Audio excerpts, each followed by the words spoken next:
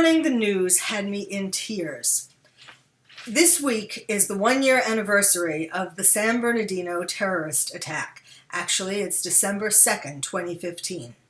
This was the attack by a couple, Syed Farouk and Tashfeen Malik, who attacked the San Bernardino County Department of Public Health at their Christmas party.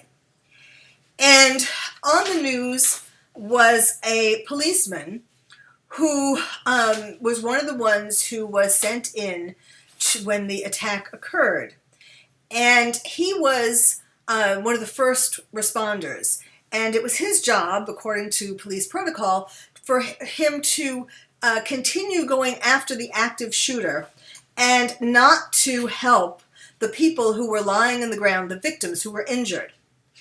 And because that's the first group, apparently, that goes in, they're supposed to go after the active shooter, and then the people who come next, the police and other first responders, are supposed to help the victims.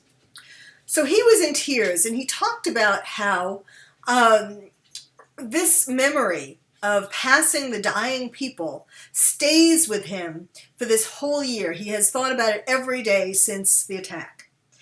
And that made me think about something that I've been thinking about every day since the attack. First of all, I mean, that's so sad. It brought me to tears because can you imagine if you had to pass by people? I mean, yes, it's the protocol and there's a reason for it, but if you had to pass by people, real people lying on the floor, and there were 14 of them who died and 24 who were injured, it makes it real. You know, really leaving a real person dying is a very devastating, traumatic experience. And it made me also remember, especially since there was a headline that I saw this morning called "A Year After the San Bernardino Terror Attack, the FBI is Still Struggling to Answer Key Questions." This was in the LA Times. Now, we know that the attack was committed by this couple. Farouk was an American-born U.S. citizen of Pakistani descent. His wife, they met online, and his wife was Pakistani-born. She's what they're calling a lawful permanent resident, which of course brings up the whole issue of who we're allowing into the country. Obviously, she was already a terrorist sympathizer before she married her husband, and in fact, it is thought, some think, that there was a marriage made in heaven, actually, because they both were ISIS sympathizers. And of course, her wanting to marry a man, to come to the United States, to become martyrs, was her agenda. And he and she were in this together, thick as thieves.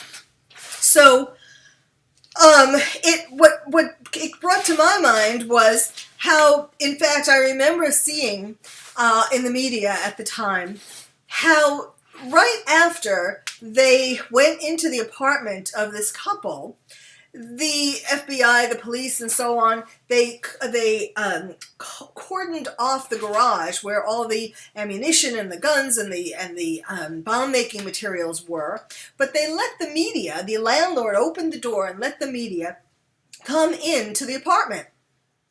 And in the apartment, strewn around, were documents, family pictures, identification, documents that gave identification, and so on, personal, important documents. And yet, these had been left there on this crime scene by the FBI. And now they're saying there are still questions that have yet to be answered. Well, maybe if they scooped up all the documents and didn't just leave the bomb, didn't just take the bomb-making supplies, they'd have some of these answers. I mean, and remember when they were trying to get into the phone and so on? Here they had documents right in front of them that the people who were coming into the apartment, strangers, were pouring over, were touching, and so on. I mean, it was just mind-blowing to me, and that scene has stuck in my mind for the past year. Now, one of the positive things is that they were found, we hear, if you see something, say something, and we go, oh yeah, and we know it, but nobody really pays much attention to it. Fortunately, there was a man who had nothing to do with the attack, who saw a black SUV cutting him off in traffic, and he just had a feeling that there was some reason why he should memorize that license plate. There was something wrong, something odd about this truck, the way that it moved in front of him.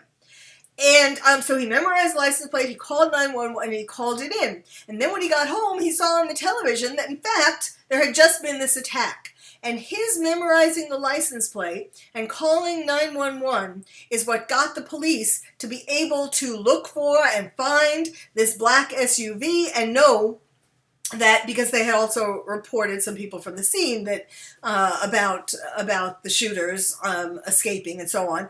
So they tracked this SUV, and that's how they got into a gunfight, and they ultimately killed the two terrorists. So what's the bottom line? Twofold. The bottom line is we need to put more pressure on the people who are supposed to be protecting us, both in terms of the credentials of people they allow into the United States, and in terms of what they do to have heightened security in general. And then it also, of course, tells us that if you see something, say something isn't just a slogan.